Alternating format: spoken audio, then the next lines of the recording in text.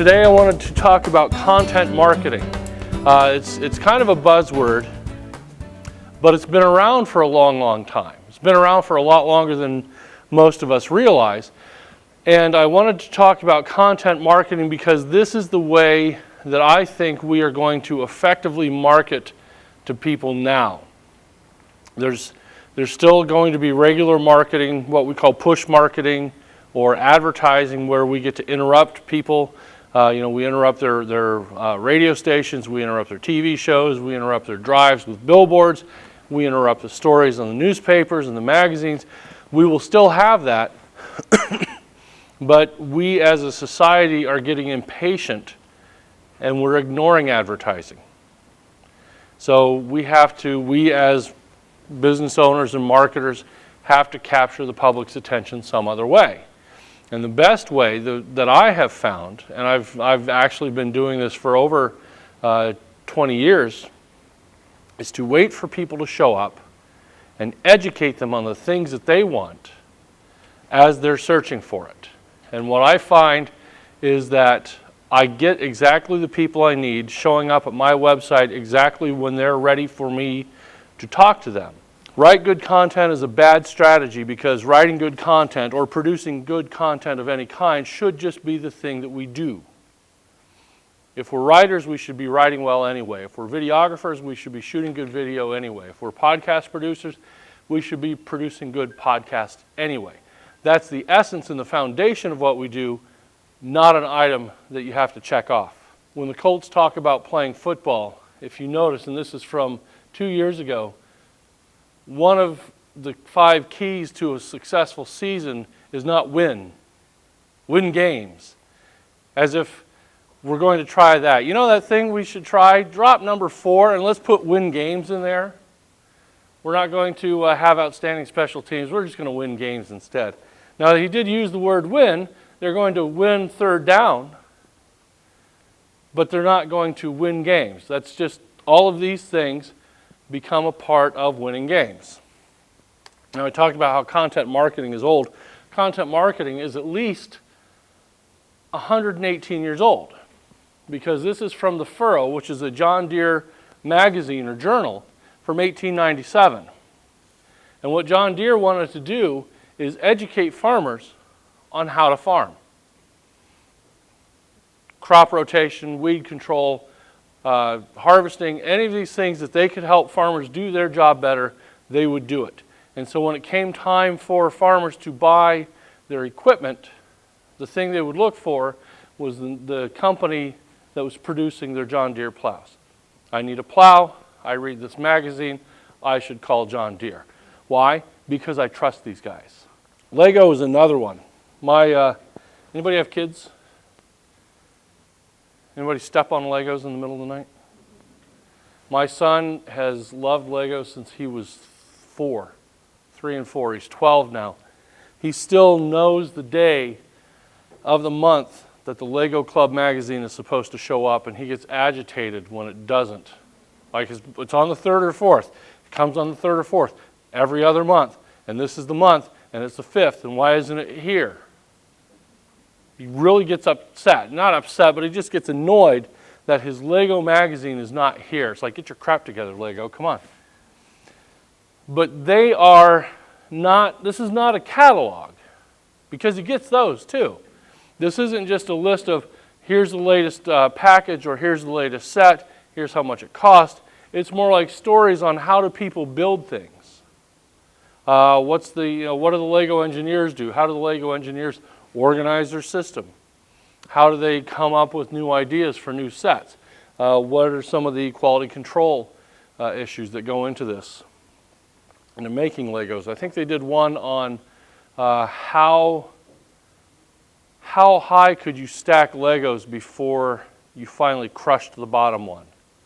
They figured out it was like miles high. And what they did, and they actually even had a link to a video where they put it in this little press and they started pushing on it with this press and calculating the pounds per square inch until the thing just flattened. And then they said, based on that and the number of pounds of pressure it took, we could stack Legos, like 3 miles high before this bottom one would crush. And so he watches stuff like this, and then I get to hear all about it for the next 2 months until the new magazine shows up. But this is how they sell to him. He reads these articles, he reads these things, he reads about these engineers, he says, hey, I want to do that. You know, one of the things the engineers have is the new Star Wars set. I really need a new Star Wars set. And so, you know, I'm still on the hook for all this stuff. How many people remember these? AOL? Who was on AOL? I was member 832,000 something. Like they were still, when they hit 1 million members, it made national news. And you got the idea that this fad is going to become a bigger fad. And they still talked about, you know, people on the internet and being, you know, they were worried about how this was going to disrupt our community. And people were going to lose a sense of community because of this new internet thing. But in AOL keywords, you all remember those? You want to learn about cars, you type in AOL keyword cars, AOL keyword writing, AOL keyword Italian cooking, and then we had AOL keyword NFL.com. I remember when I first saw that, I thought, what is .com? And when I typed it in to see what, because there was an ad for the NFL, and it said AOL keyword NFL.com, and it was so smart to do this because by this time there were a couple million users on AOL, and when you typed NFL.com, there's this little box that popped up and said, you will be taken outside AOL. Is this okay? And I said, okay. And I left the AOL walled garden because everything we needed was inside AOL and they didn't want you leaving. That's why they put up the big scary warning. No, don't go outside. Monsters are there. And once I did that, I realized that there was so much more going on in this internet thing. And I'd been on the internet for a long time. I'd been on BitNet, which was the kind of the competitor to the internet. And it was all where the discussion boards were happening. And once I left that, I realized, I was working for my father-in-law at the time, I realized we needed a company website. So this is back in 1996, and this is the website I created, and it's the ugliest thing. It's actually all gone. I had to go on archive.org. If you want to find an old website, especially an old website of yours, go to archive.org. There's a bar at the top, and you type in the web address of what it is you want to find. And Archive has been taking pictures of the internet since at least 1996, and you can find the picture of that website on that date that they took the picture. My brother-in-law, who worked for us for a while, came up with this, and now he's the he was a web designer at Biomet and has changed jobs so many times I don't know what he does anymore. But he came up with this, and it certainly was a sight better than this. We used to sell this R-foil reflective insulation. Layer of bubble wrap, 2 layers of foil on either side, and you put this in your house, and we were one of the first companies to start selling this to homeowners, or at least homeowners who weren't poultry farmers, because that was our main business, was in the poultry business. And anybody who had this in their house before 1996, 97, they were farmers. So I decided I'm not going to pummel people with information, but rather I'm going to wait for them to come ask questions. So they come to the website, and I want to use R-foil in my house, an animal building, under a radiant floor heating system, in my garage, anything like that, and people could come and read information on how they could use it. And I never went out and pushed anything. I didn't advertise. The only thing I did do was go on to the Usenet groups, and they would have these do-it-yourself homeowner groups. Somebody would ask a question. My faucet's leaking. How do I fix it? And people would answer. My attic gets hot. How do I stop that? And people would answer. I want to put, I want to build an addition on my house. What's some of the things I need to do? And people would answer that. And so whenever anybody would have a question about, my attic's hot, or my floor is cold, or anything that related to insulation, I would answer the question, but I would never tell them I was this guy. I was just a guy who knew a lot about insulation. And I would answer people's questions. And I would have, on my messages, I would have a footer that pointed to my website. And if people wanted to see who is this guy who knows so much about insulation, they could click on it and it would bring them here, and then here's all this information answering questions that they had. And I would occasionally get phone calls from people saying, hey, I saw your message on Usenet and I came and looked at your website. I want to buy some of this stuff. In fact, the first time when we had this site, my father-in-law wasn't so sure we should be a part of the internet. He didn't think it was going to be anything. He thought it was kind of dumb, and you know, nobody's going to use this. It's going to be a fad. It's going to die out. We practically had to beg him, my brother-in-law and I, to let us put up a website. We paid $100 for our domain name. You can get it for $10 now. We put this up. 3 weeks later, we get a call from a guy in Australia, and he asks us how much is a container load, a 40-foot container load of insulation. That's like 250 rolls. We quoted him the price. It was something like $30,000, and he says, I'll call you back. And he hangs up. The next day, he called back, and he placed the order. He said, I'll take it. I'll take the full container load. And we said, why did you have to call us back? Why did you have to go yesterday? He said, because I had just placed an order for a container load of insulation from one of your competitors, and it was twice as much, and I had to cancel the order before I could buy this. And so we sold a container load of insulation just by putting up a web page. Well, after that, you'd have thought my father-in-law insisted that we join the internet and be one of the early adopters. Because the way he told the story, it's like, yeah, I told them we needed this, and they were all over it. We sold a container load of insulation within 3 weeks. We kind of got out of this business around 2003. But even doing what I was doing, and doing a lot of it, we occupied the top spot on Google for the terms reflective insulation and radiant barrier for another 2 years, and we were in the top 5 for 3 years after that. I hadn't touched the website since 2004. But by 2007, 2008, we're still in the top 5, top 10 for those search terms, because I was contributing a lot of material to the website, answering a lot of questions elsewhere, even having backlinks back to this website. Back when backlinks counted for something, you know, one link equaled one vote, and back when you still did all that by hand, and we were able to occupy that top spot. So that's kind of what content marketing even looked like as little as a year or two ago, just providing that good information. But the future of content marketing is it's a little bit concerning. It concerns me. It should concern you, but it's not, you know, like we've got some great impending crash coming, but it could. And this is where I talk to people about the kinds of things you can do, to avoid this, but also not to contribute to it. And so one of these is, or one of the big concerns right now is a thing called content shock. And this is a term that Mark Schaefer came up with. And Mark Schaefer is he's a social media professor in Knoxville, and he's also a social media consultant. But basically, content shock says that we as consumers take in roughly 10 hours of content per day.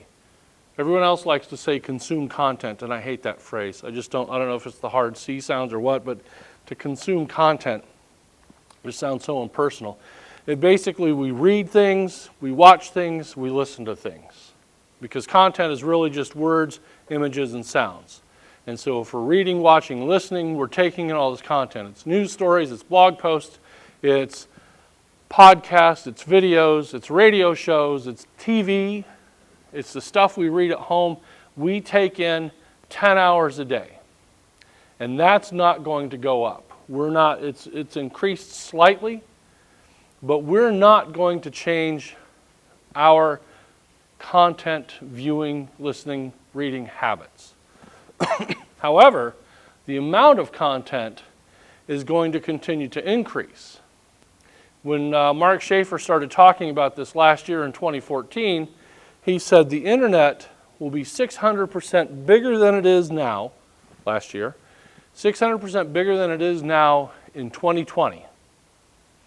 That means if we called that amount of information online last year one internet's worth of information, we will have 6 more internets of information by the year 2020. So we've basically doubled in size from last summer to now. We are now 100% bigger than we were in 2014. And it's only going to grow up. It's not going to double every year, but it's going to grow by 100% every year. So next year, we will be 200% bigger than we were in 2014. It's this that's the content shock. It's all this extra information competing for our 10 hours of time. And that is time at work, so don't think like we're watching 10 hours of TV or anything like that. It's the 1 or 2 hours you watch at home. It's the stuff you read at work.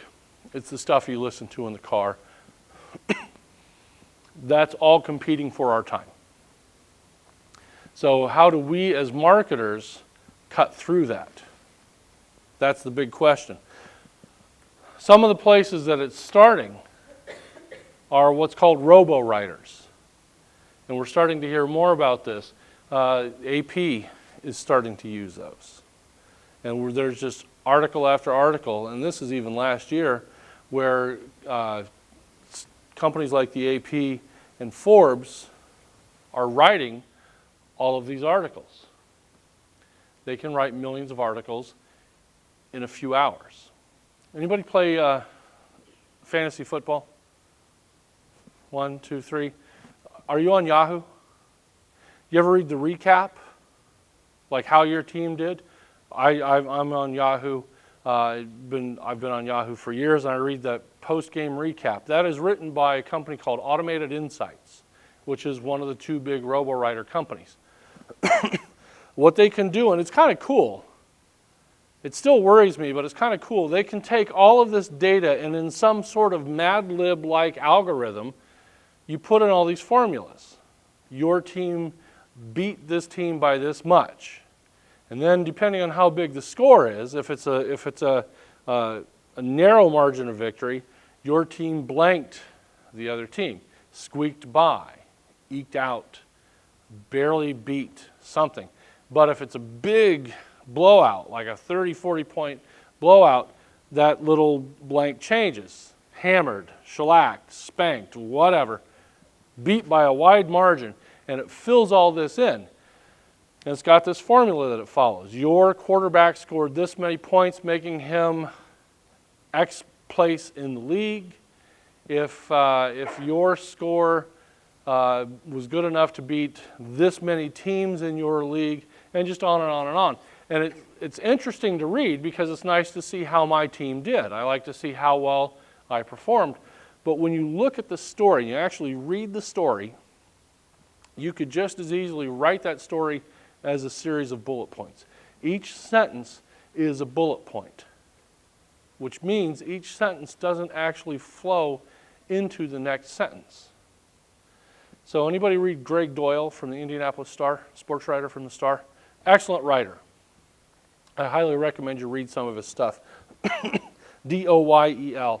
And so he writes these awesome sports stories that will analyze, or it will tell a history, or it tells a story about why this particular subject is important.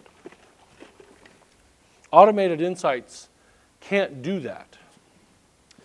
But stories like Greg's are being lost in this crush of stories being written by Automated Insights, or this other company. I think Automated Insights is in North Carolina, and another company is in Chicago or Milwaukee. But they'll take, they might get subscribed to by a Little League. You got this citywide Little League baseball league, and the coaches will dump all the stats into the hopper, and it spits out these little sports stories written about the players, or about the players for the parents. Little Johnny hit a triple. It's his second triple of the season. This was the game-winning hit, blah, blah, blah, blah, blah. And the parents feel great because here's this news story about their child provided to them by the league. So this is what is being done with companies like Automated Insights. They're dumping in the same kind of data from Yahoo Fantasy Football. They're dumping it in from how companies are doing financially. And so we think, oh, that's all fine and good. This this was sort of inevitable. I remember 18 years ago when the AP started farming out those financial stories to journalists in India. And the AP writers freaked out because it's like, hey, these are our jobs and you're farming them out outside the country. And now those guys are kind of freaking out because it's all being done by a computer for a few cents per story. You know, the stories we're getting now are not great, but we've got these decent stories that could be coming. So how do we do that? How do we beat that? Well, one of those is just, I hate to say it, you write good stuff. Write great content. You actually have to write things that are interesting and helpful and useful, and things that tell stories and things that people want. And this is where that content marketing philosophy comes into play again. What do people want to know? Can you have it sitting there for them when they're ready to come? So this is a piece I wrote on my blog that I basically wrote for high school English teachers who tell all their students the word said is dead. When you write your stories, don't say said. Say laughed, shouted, cried, yelled, guffawed, something. And I kept hearing from all these college creative writing instructor friends who said they were so tired of being told by their students, oh, but my high school teacher said I shouldn't say said, when this is actually the best thing to say. And so I wrote this piece on that and ended up getting a lot of traffic. Could Automated Insights have done something like that? No.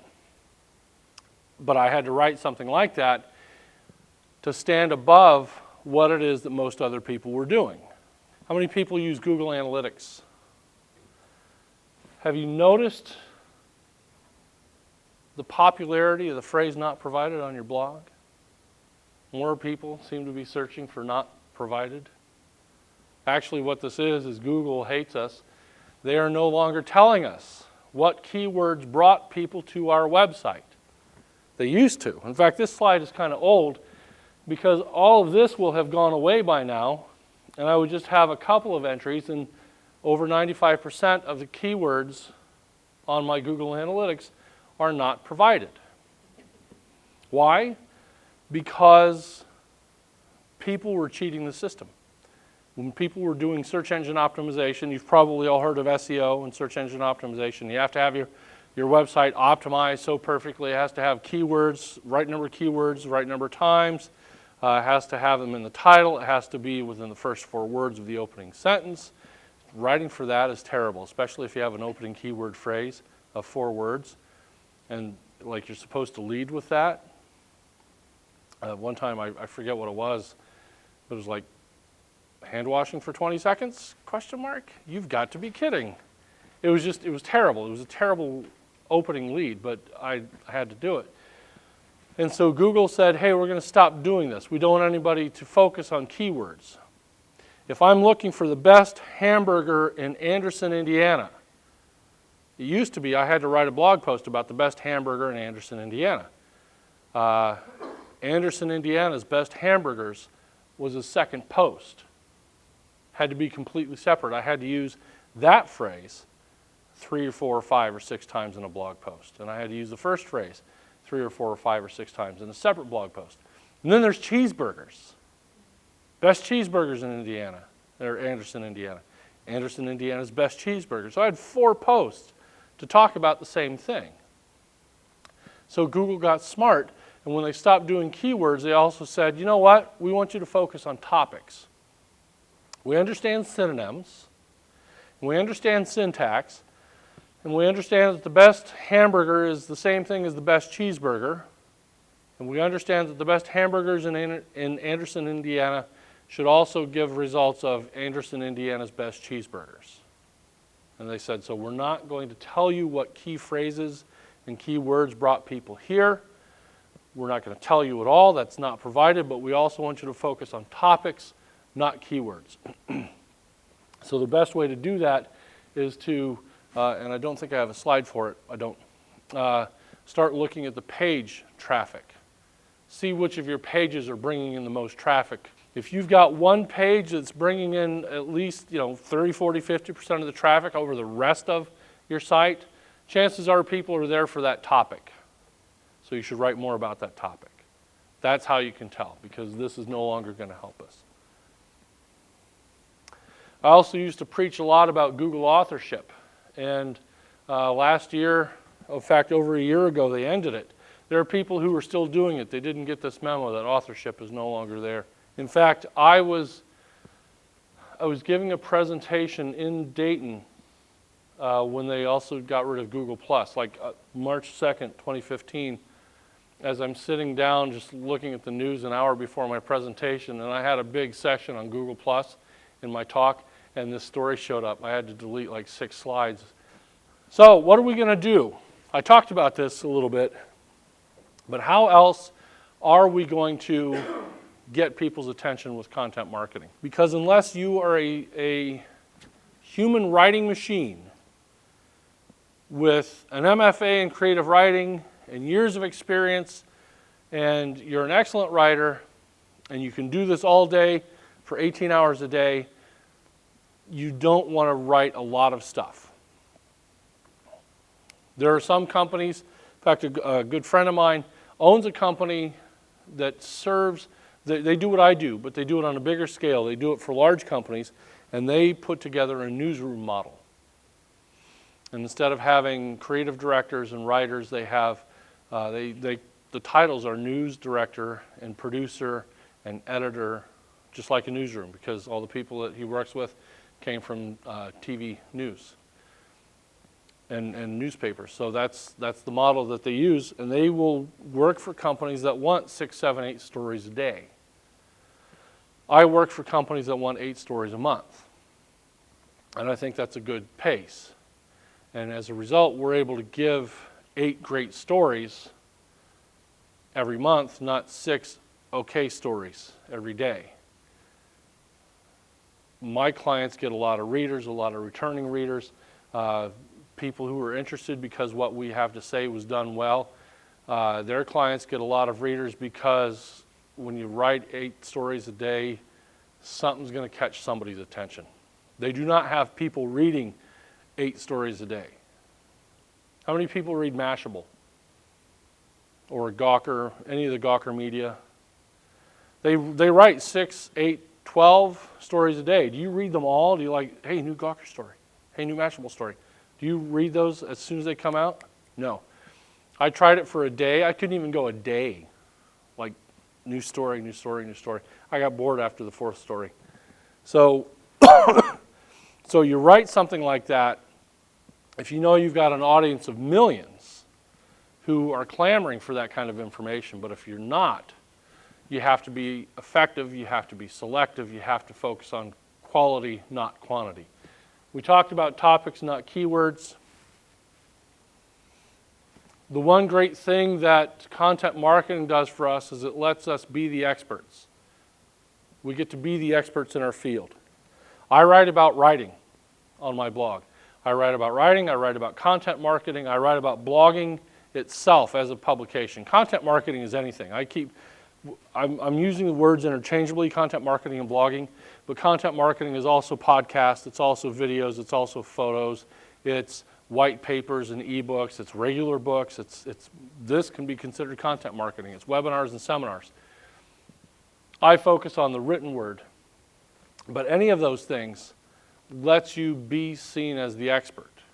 So when I was on the message boards in 1998 and 2000, telling people how to solve home heating and cooling issues with insulation, with reflective insulation, without ever telling them I was the guy who sold it, I was the expert.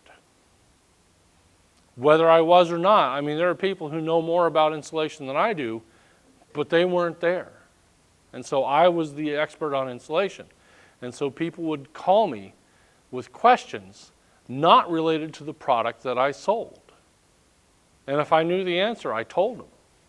That was kind of the cool thing. I would tell them whatever it is they wanted to know. I wouldn't say, that's not my area, that's not my product, and then hang up on them. I answered the question and I said, I don't have anybody, I don't have any product that I can sell you for something like that. I know someone who does. A couple times when I did that, those people called me back and bought stuff from me because I wasn't trying to steer them the wrong way. but I had that perception as an expert. So even now, when I get clients, I'm able to charge more than the typical freelancer because I'm the expert. I've written 3 books on social media, and people think, wow, if he did that, he must know what he's talking about. When they see me give a talk, I explain how to do what I do. I give blogging presentations where I say, here are the 10 steps for you to do. Edward, you could do my job if you did these things in order. You just do these. You don't even have to call me ever again. And I explain everything. And Edward does it, and he goes, this is great. I can do content marketing now. And he goes home, and he comes back the next day, and he goes, crap, I have to do that again. I have to do that again twice a week, every month, for a year, for the rest of my life. And I don't want to do that. And so Edward calls me. Says, well, you explained how to do it. You clearly know what you're doing. You're clearly the expert. I just want you to do this. So David Ogilvy, you all know who David Ogilvy is? Ogilvy Advertising. He wrote a book. He owned a big advertising agency. And back in the 50s or 60s, he wrote a book on how to make car ads. And he sent it to every automobile manufacturer in the country. And his colleagues said, that's stupid. You're telling them how to do our job. They don't need us now. You've just given away everything. What happened was all these automobile manufacturers read the book and they realized we're not ad makers. We're car makers. This tells us how to do it, and we can see that clearly we don't know how to do this. But the guy who wrote this book knows how. So let's hire him to make our ads. And that was one of the ways that Ogilvy got to be so big, was he showed himself to be the expert and gave away his knowledge. Another thing that we need to do is to be human. We need to sound like real people. And we need to talk like people talk. I saw this statement once out in the wild. We will leverage end-user learnings on a going-forward basis. In English, that means we'll use what you learned from now on. The phrase on a going-forward basis just frustrates me. I actually wanted to write to the person and yell at them because it was bad enough that we picked going forward. From now on is 3 syllables. Going forward is 4. Just the sheer efficiency of the phrase ruins it, going forward. But somebody said, you know what, going forward doesn't sound clunky enough. I haven't bogged down this sentence enough and weighted it down so it will die at the bottom of the ocean. I need to add more words to that. So the phrase on a going forward basis used to mean going forward, which used to mean from now on. We have created a frictionless user onboarding experience. I did get into an argument with the guy who wrote that. We had a Twitter argument. He and a friend of his were defending why they should have used a sentence like this because it was more accurate. They owned some kind of photo sharing site. And this was something that they wrote in their intro. People who wanted to sign up for it were greeted with this phrase, we have created a frictionless user onboarding experience. And I asked them, why can't you just say signing up is easy? Well, because it's not the same thing. I said, it is the same thing. I said, my mom, if she wants to sign up for your site, will not ask me if you guys have a frictionless onboarding experience. My mom has never used those words together ever in her life. She will ask me, is signing up easy? Yeah, Mom, it's frictionless.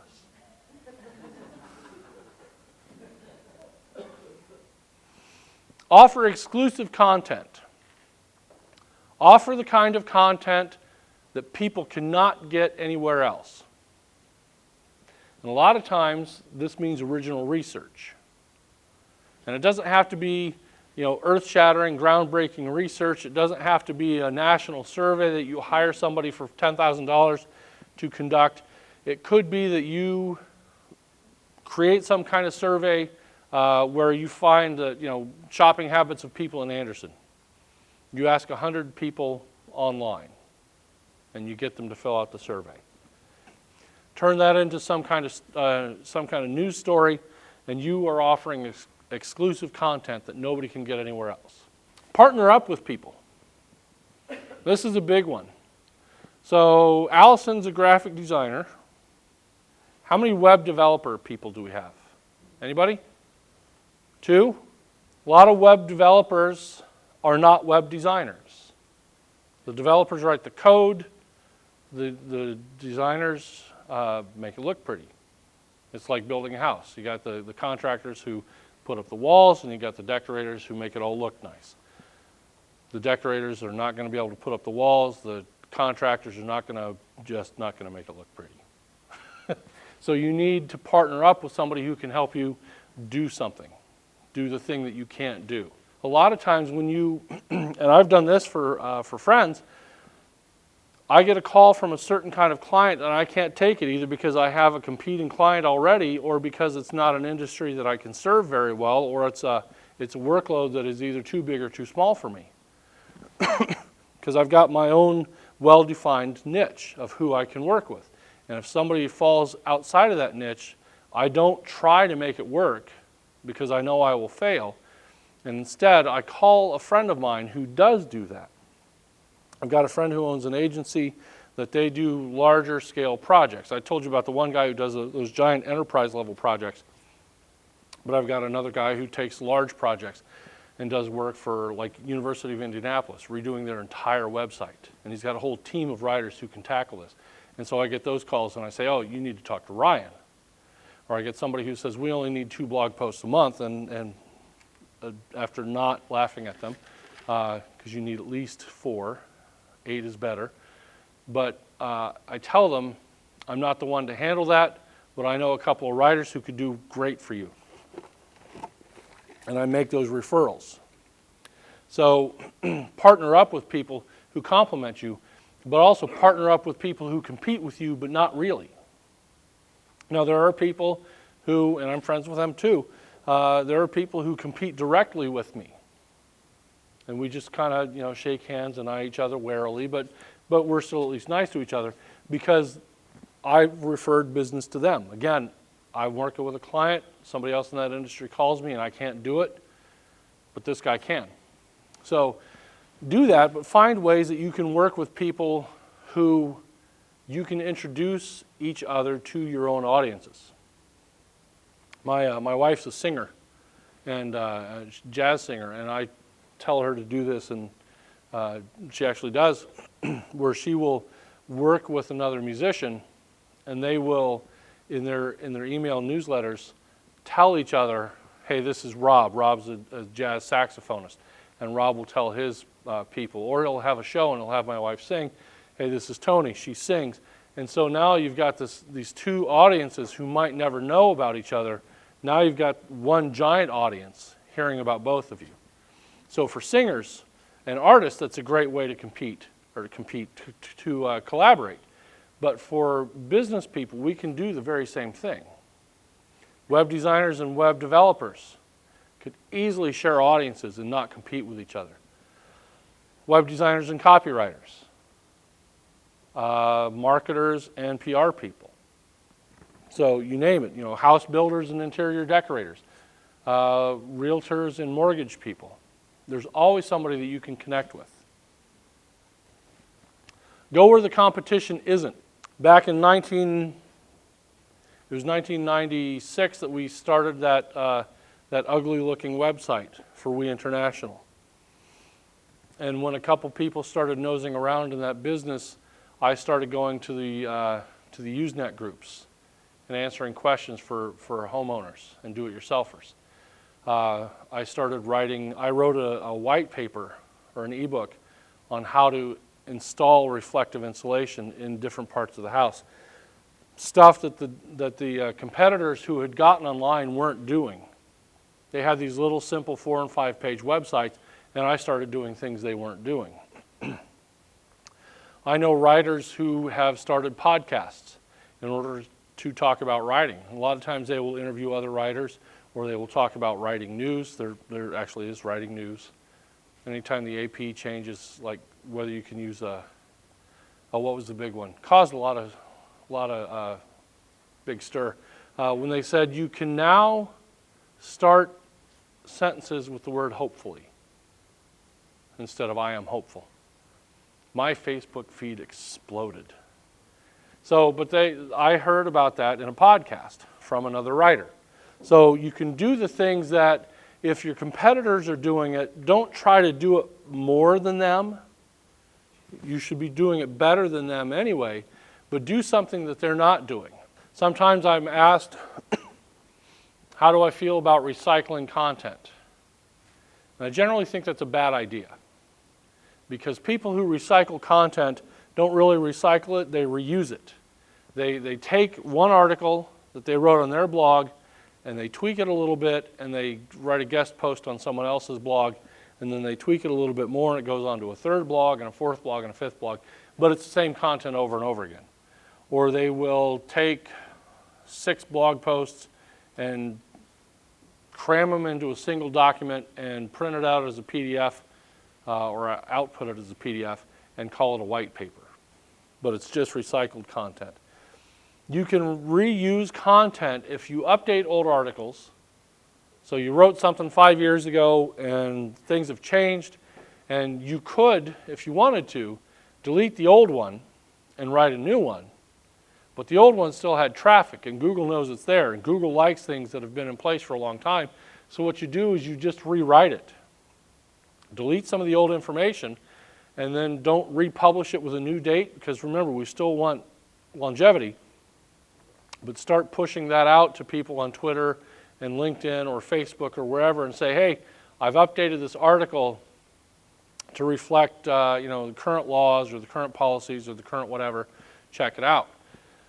So we've updated the old article, and Google sees that this old page has new information, and so they like that change. They like things to be fresh.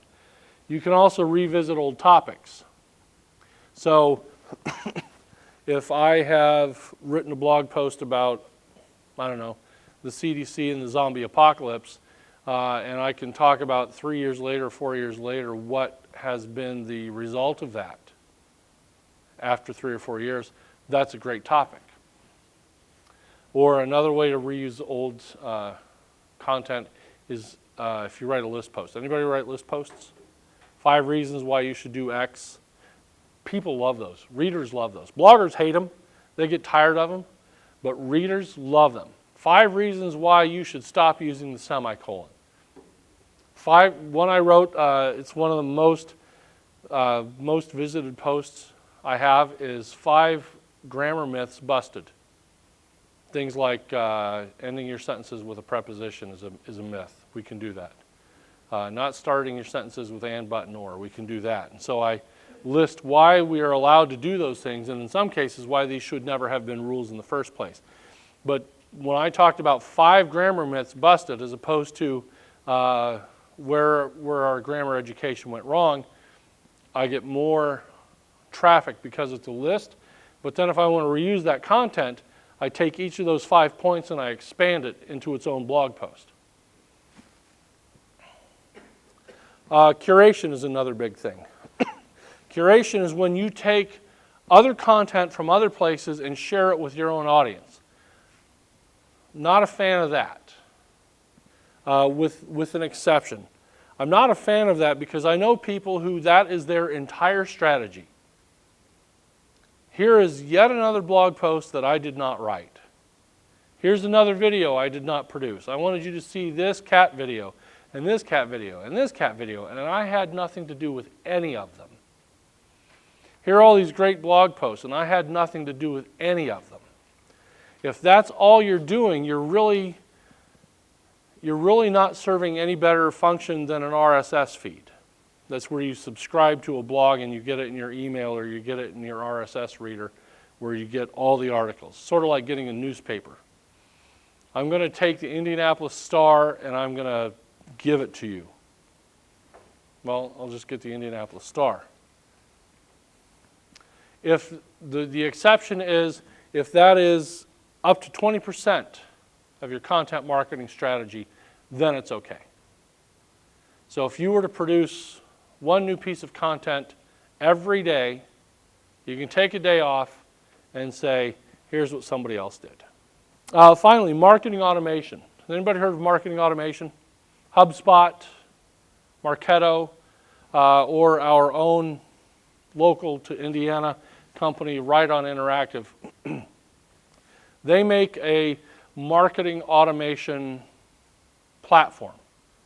Newsletters and webinars and seminars, and you do all of these things, and you can even use their software to send it all out to your mailing list, but then you get to score interactions with people. So a lot of larger companies use something like this. And I like marketing automation, and I like what it does, but I always tell people, be very careful, because this is just a machine. If you don't have anything to put into the machine is not going to do anything for you. It's like saying, I've been a terrible writer before, but I bought this new pen. And now I'm going to be a better writer. And I bought this notebook too, and I'm going to write things in this notebook with this pen, and it will be magical, and it will be all better. And then you never use it. Forget not even getting better. You never use the pen in the notebook. You're not writing at all, and so you're certainly not getting better. And that's what marketing automation is. And I always tell people, marketing automation is great if you have the time and energy to put the content into it. It's like you bought a new car and you didn't buy gas. It's the fastest car in the world, but it's not going to go anywhere because you're not putting fuel into it. So if you use marketing automation, and they do try to sell it to small businesses, but if it's just you and you've been listening so far thinking, how the hell am I going to do all that? And then HubSpot calls you and says, hey, if you do this, you can grow your customer base by 300%. And you think, that's great. You're still the one responsible for putting the stuff into the system. So you need to be aware of that this is a beast that has to be fed on a daily basis. And if you're not ready to feed it, you're not ready to use it.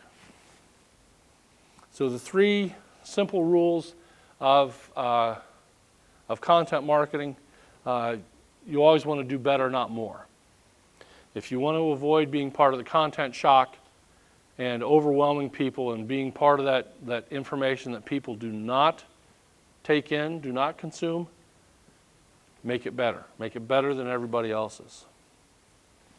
Think snipers, not shotguns. You hear people talk about taking the shotgun approach and you try to scatter something everywhere and hope that something hits. You're going to be investing a lot of time creating content that's not that great, chasing people on channels that they are not on, and reaching people who are not interested in your content to begin with. It's like if I advertise a product on TV that's geared toward 8-year-olds. I don't want to put it on ESPN, right? I want to put it on the TV channel where the 8-year-olds see it. But a lot of people will do that. Well, 8-year-olds sometimes watch this show with their parents, so I'm going to put this on the parents' channel. That's that shotgun approach. And finally, focus on getting readers and not stats. You might only have 1,000 people on your Twitter network. You might only have 1,000 people showing up every month at your blog or your website. But if those 1,000 people are buying from you, or if those 1,000 people are subscribers and referrals, and they will interact with you on a daily basis, that is much, much better than having 100,000 people who won't even listen to you. So yeah, this 100,000 person Twitter network looks awesome, but nobody retweets what I have to say. Nobody responds to me. I don't even think anybody's listening to me. I don't even think half these people are actually there, versus 1,000 people who will buy whatever it is I have to sell. I'd much rather have that tiny audience. So focus on getting readers, not getting visits. Yes, you want the little line to go up on your Google Analytics, but you want to know that people are coming back week after week, not coming once and never showing up again.